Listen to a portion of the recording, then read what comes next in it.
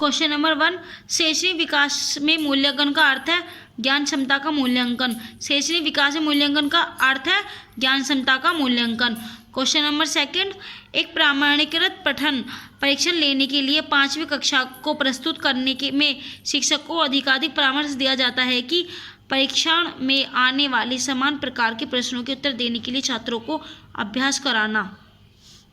मूल्यांकन का अर्थ है। क्वेश्चन नंबर 3, मूल्यांकन का अर्थ है छात्रों के शैक्षणिक लक्ष्यों की प्रगति की जांच। मूल्यांकन का अर्थ है छात्रों के शैक्षणिक लक्ष्यों की प्रगति की जांच। क्वेश्चन नंबर 4, व्यक्तिनिष्ठा के मूल्यांकन क्या है। व्यक्तिनिष्ठा के मूल्यांकन क्या है? ऐसा मूल्यांकन जहां व्यक्तित्व का प्रभाव महत्वपूर्ण भूमिका अदा करे, विषय वस्तु गौण हो जाए।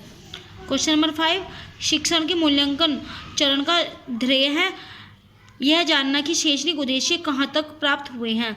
शिक्षण के मूल्यांकन चरण का ध्येय है यह जानना कि शैक्षणिक उद्देश्य कहाँ तक प्राप्त हुए हैं। क्वेश्चन नंबर 6, विद्यार्थियों के अधिगमन का मूल्यांकन प्रमुख रूप से होना चाहिए सतत एवं व्यापक प्रक्रिया से। विद्यार्थियों के अधिगमन का मूल्यांकन प्रमुख रूप से होना चाहिए सतत एवं व्यापक प्रक्रिया से। क्वेश्चन नंबर 7, दैनिक मूल्यांकन लाभदायक है बालकों को तात्कालिक शैक्षणिक स्थिति का पता लगाने में। दैनिक मूल्यांकन लाभदायक है बालकों को तात्कालिक शैक्षणिक स्थिति का पता लगाने में। क्वेश्चन नंबर 8, व्यक्तित्व मूल्यांकन की सर्वश्रेष्ठ विधि है केस अध्ययन। व्यक्तित्व मूल्यांकन की सर्वश्रेष्ठ विधि है केस अध्ययन। क्वेश्चन नंबर 9, व्यक्तित्व के मूल्यांकन की निम्न में से कौन सी विधि नहीं है? सर्वे परीक्षण, ये नहीं है। प्रश्नावली परीक्षण ये भी है, ड्रॉ एमएन ये भी है, प्रक्षेपण विधि ये भी है, ये नहीं है सर्वे परीक्षण। व्यक्तित्व के मूल्यांकन की निम्न में से कौन सी विधि नहीं है? सर्वे परीक्षण। क्वेश्चन नंबर 10, मूल्यांकन को व्यापक तभी माना जा सकता है जब बच्चों के व्यक्तित्व के सभी पक्षों का मूल्यांकन हो। मूल्यांकन को व्यापक तभी माना जा सकता है जब बच्चों के व्यक्तित्व के सभी पक्षों का मूल्यांकन हो।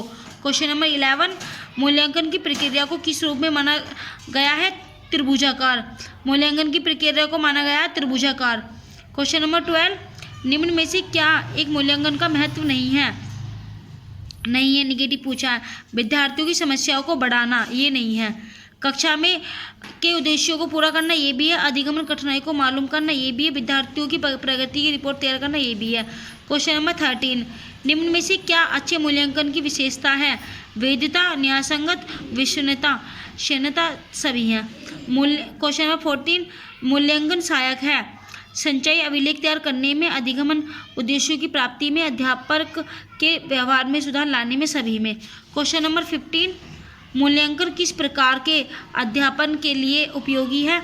यह क्रिया अनुसंधान के लिए नए रास्ते खोलता है। अध्यापक अपने छात्रों को विभिन्न श्रेणियों में वर्गीकृत कर सकता है। अध्यापक अपने छात्रों को तुरंत पुष्ट पोषण दे सकता है, सभी। क्वेश्चन नंबर 16, सतत मूल्यांकन का अर्थ है शिष्यों व अध्यापकों की कमजोरियों का पता लगाना, छात्र तथा अध्यापकों को कठिन परिश्रम करने के लिए अभिप्रेरित करना, छात्रों को विशेषता स्तर तक पहुंचाना। मूल्यांकन। क्वेश्चन नंबर 17, मूल्यांकन का उद्देश्य है उत्पादन जीवन जीने के लिए शिक्षा किस सीमा तक तैयार कर पाई है का पुष्टि पोषण प्रदान करना। मूल्यांकन का उद्देश्य है उत्पादन जीवन जीने के लिए शिक्षा किस सीमा तक तैयार कर पाई है का पुष्टि पोषण करना। क्वेश्चन नंबर 18, निम्न में से कौन सा मूल्यांकन की विशेषता नहीं है कि यह कार्य करने के बाद किया जाता है? ये नहीं है। यह एक व्यापक प्रक्रिया जो व्यवहार के तीनों पक्षों में शामिल होती है, ये भी है। यह एक व्यवस्थित प्रक्रिया जो पूर्व निर्धारित उद्देश्य की दिशा में आगे बढ़ाती है, ये भी है। यह एक उद्देश्यपूर्ण क्रिया है जो कि शिक्षक तथा शिष्य दोनों की जरूरतों को पूरा करती है, ये भी है। यह कार्य पूरा करने के बाद किया जाता है, ये नहीं है। क्वेश्चन नंबर 19, बच्चों का मूल्यांकन होना चाहिए सतत एवं व्यापक मूल्यांकन द्वारा। बच्चों का मूल्यांकन होना चाहिए सतत एवं व्यापक मूल्यांकन द्वारा। क्वेश्चन नंबर 20, वह मूल्यांकन जो विद्यालय परिषदों के दिशा निर्देशों के आधार पर हो पर तो किया जाता है किंतु परिषद बोर्ड स्तर पर नहीं कहलाता है विद्यालय आधारित मूल्यांकन। वह मूल्यांकन जो विद्यालय परिषदों के दिशा निर्देशों के आधार पर तो किया जाता है किंतु परिषद बोर्ड स्तर पर नहीं कहलाता है विद्यालय आधारित मूल्यांकन। क्वेश्चन नंबर 21, आजकल विद्यालय आधारित मूल्यांकन की चर्चा की जाती है। इसके अंतर्गत अध्यापकों को विद्यार्थियों के बारे में निम्नलिखित में से क्या जानने का अवसर प्राप्त होता है? वे क्या सीखते हैं, वे कैसे सीखते हैं, वे क्या सोचते हैं, सभी। क्वेश्चन नंबर 22, वर्तमान समय में सतत एवं व्यापक मूल्यांकन के अंतर्गत ग्रेडों में अंकों का वितरण किया जाता है। इस प्रणाली में कितने प्रतिशत अंक प्राप्त करने वाले छात्र को सर्वोत्कृष्ट ए प्लस ग्रेड के अंतर्गत रखा जाएगा? ए प्लस के अंतर्गत आएंगे 90% से 100%। क्वेश्चन नंबर 23, सतत और व्यापक मूल्यांकन पर बल देता है। सीखने को किस प्रकार अवलोकित, रिकॉर्ड और सुधारा जाए, इस पर। सतत और व्यापक मूल्यांकन सीखने को किस प्रकार अवलोकित, रिकॉर्ड और सुधारा जाए, इस पर बल देता है।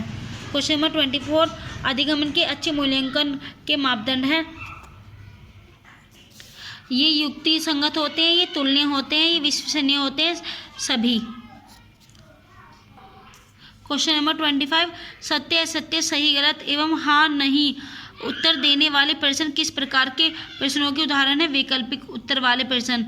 सत्य असत्य, सही गलत एवं हाँ नहीं उत्तर देने वाले प्रश्न किस प्रकार के प्रश्नों के उदाहरण है? वैकल्पिक उत्तर वाले प्रश्न। क्वेश्चन नंबर 26, निम्नलिखित में से कौन सा रचनात्मक आकलन के लिए उचित उपकरण नहीं है? सत्र परीक्षा। क्वेश्चन नंबर 27, वर्तमान समय में सतत एवं व्यापक मूल्यांकन के अंतर्गत ग्रेडों में अंकों का वितरण किया जाता है। इस प्रणाली में कितने प्रतिशत अंक प्राप्त करने वाले छात्र को बहुत अच्छा या बी ग्रेड के अंतर्गत रखा जाएगा? बी ग्रेड के अंतर्गत 56 से 74%। क्वेश्चन नंबर 28, सतत एवं व्यापक मूल्यांकन में निम्न में से किसका मूल्यांकन नहीं किया जाना चाहिए? कि छात्रों की सामाजिक आर्थिक स्थिति का, ये नहीं किया जाना चाहिए। छात्रों के विभिन्न विषय क्षेत्रों में सफलता स्तर पर इसका भी किया जाना चाहिए। छात्रों के विभिन्न विषय क्षेत्रों के कौशल भी, छात्रों के व्यक्तित्व कौशल, रुचि की आवृत्ति, इनका भी ये नहीं किया जाना चाहिए। बस छात्रों की सामाजिक आर्थिक स्थिति का। क्वेश्चन नंबर 29, प्रश्नों के कई प्रकार होते हैं। पौधे एवं जानवरों में 4 अंतर बताइए। यह प्रश्न किस प्रकार के प्रश्नों का उदाहरण है? लघु उत्तरीय प्रश्न का।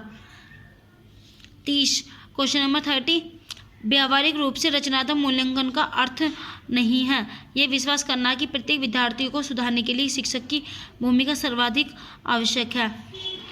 व्यावहारिक रूप से रचनात्मक मूल्यांकन का अर्थ नहीं है कि यह विश्वास करना कि प्रत्येक विद्यार्थी को सुधारने के लिए शिक्षक की भूमिका सर्वाधिक आवश्यक है।